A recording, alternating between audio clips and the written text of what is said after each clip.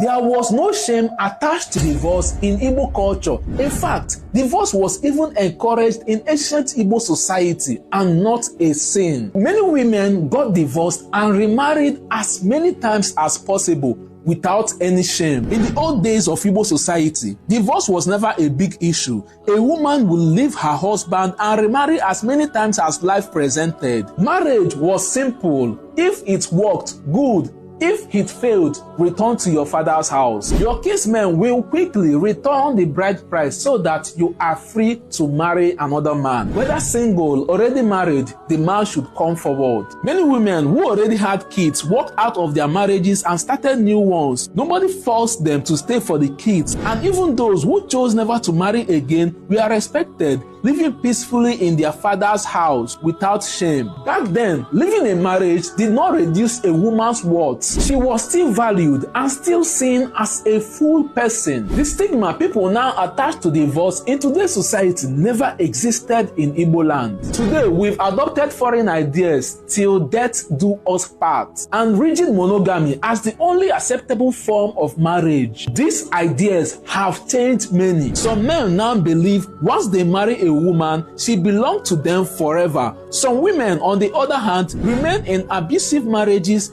praying endlessly for change as if suffering is their destiny. Yet, in the beginning, Igbo never taught this. A broken marriage was never a cause. Walking away was normal. And today, the same people who preach till death do us part are divorcing freely again and again. They don't wait for death to separate them. Who knows, tomorrow they may even accept polygamy. Do you think the high level of divorce in today's society is as a result of monogamy? If it was polygamy, would it still be this high? Tell me your opinion in the comments.